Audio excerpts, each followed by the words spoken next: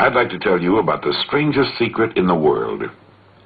Some years ago, Albert Schweitzer, the great doctor and Nobel Prize winner, was being interviewed in London, and a reporter asked him, "Doctor, what's wrong with men today?" The great doctor was silent for a moment, and then he said, "Men don't think. And it's about this that I want to talk with you. We live today in a golden age. This is an era that man has looked forward to, dreamed of, and worked toward for thousands of years. But since it's here, we pretty well take it for granted. Ours is a land of abundant opportunity for everyone. But you know what happens? Let's take 100 men who all start even at the age of 25. If you asked any one of them if he wanted to be a success, he'd tell you that he did.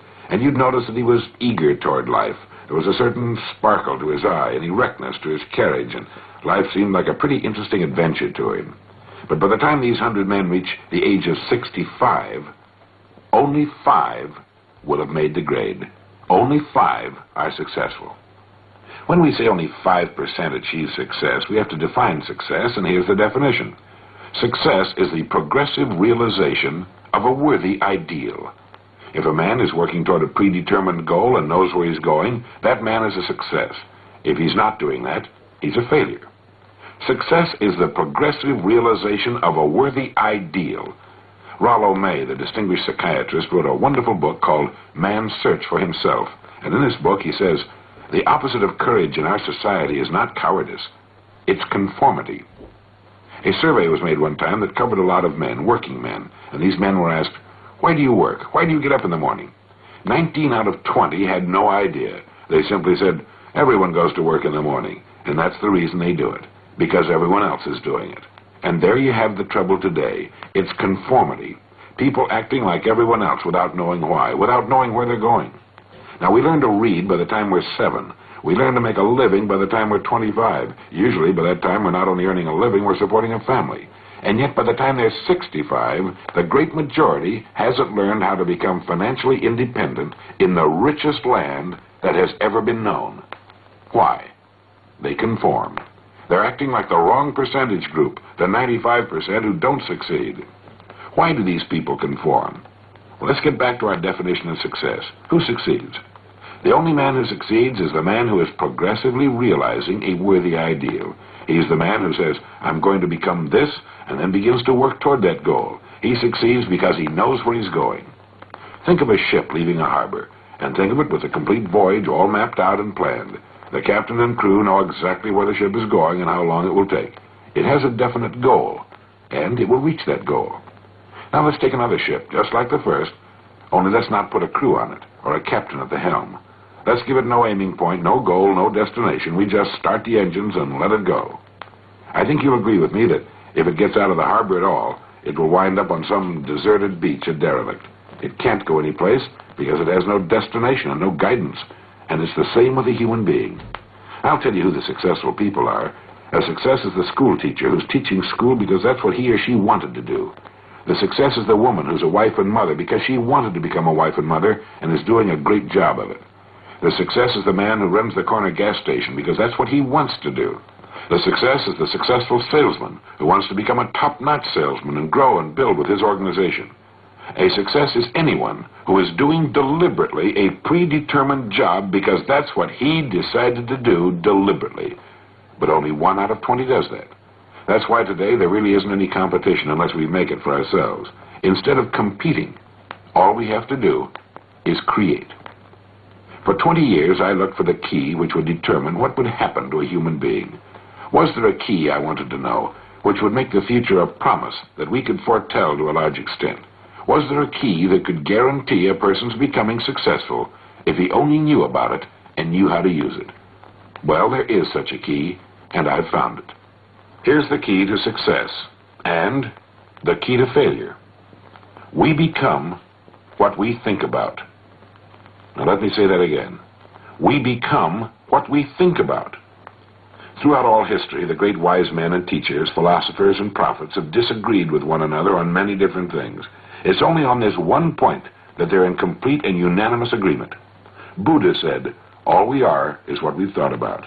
Marcus Aurelius said, a man's life is what his thoughts make of it. Disraeli said, everything comes if a man will only wait. I've brought myself by long meditation to the conviction that a human being with a settled purpose must accomplish it, and that nothing can resist a will that will stake even existence for its fulfillment. Ralph Waldo Emerson said this, "A man is what he thinks about all day long." William James said, "The greatest discovery of my generation is that human beings can alter their lives by altering their attitudes of mind." And George Bernard Shaw said, "People are always blaming their circumstances for what they are. I don't believe in circumstances. The people who get on in this world are the people who get up and look for the circumstances they want, and if they can't find them, make them." Well, it's pretty apparent, isn't it? We become what we think about. It stands to reason that a person who's thinking about a definite and worthwhile goal is going to reach it, because that's what he's thinking about, and we become what we think about. Conversely, the man who has no goal, who doesn't know where he's going, and whose thoughts must therefore be thoughts of confusion and anxiety and fear and worry, becomes what he thinks about. His life becomes one of frustration, fear, anxiety, and worry. And if he thinks about nothing, he becomes nothing. You see, the human mind is the last great unexplored continent on Earth. It contains riches beyond our wildest dreams. It will return anything we plant in it. Now, you might say, but if that's true, why don't people use their minds more?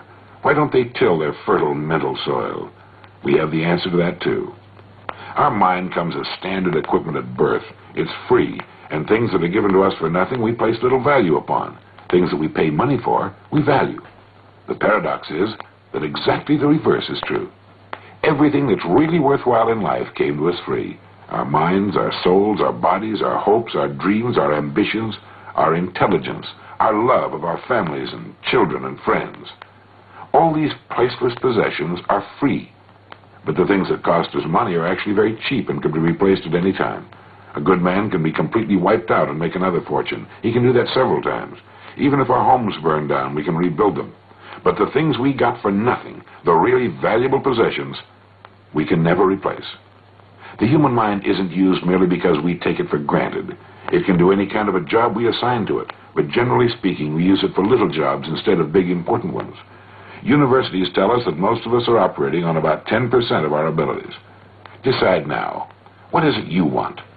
Plant your goal in your mind. Give yourself direction and a destination. It's the most important decision you'll ever make in your life. You see, the very law that gives us success is a two-edged sword. We must control our thinking.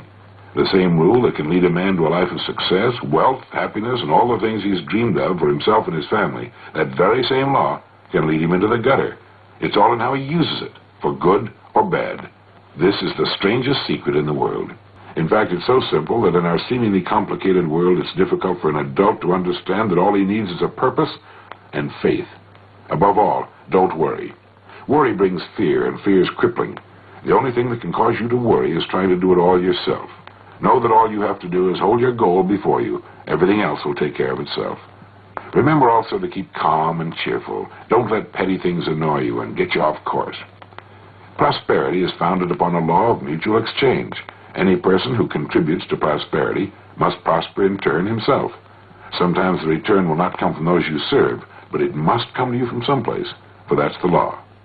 For every action, there is an equal and opposite reaction.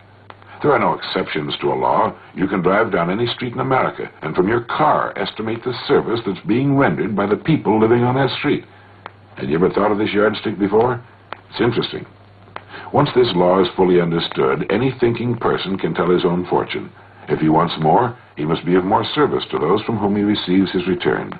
If he wants less, he has only to reduce this service. This is the price you must pay for what you want. If you believe you can enrich yourself by deluding others, you can end only by deluding yourself. It may take some time, but just as surely as you breathe, you'll get back what you put out. The prisons and the streets where the lonely walk are filled with people who tried to make new laws just for themselves. We may sometimes avoid the laws of men, but there are greater laws that can't be broken. One time I heard Grove Patterson, the editor-in-chief of the Toledo Daily Blade, make a speech.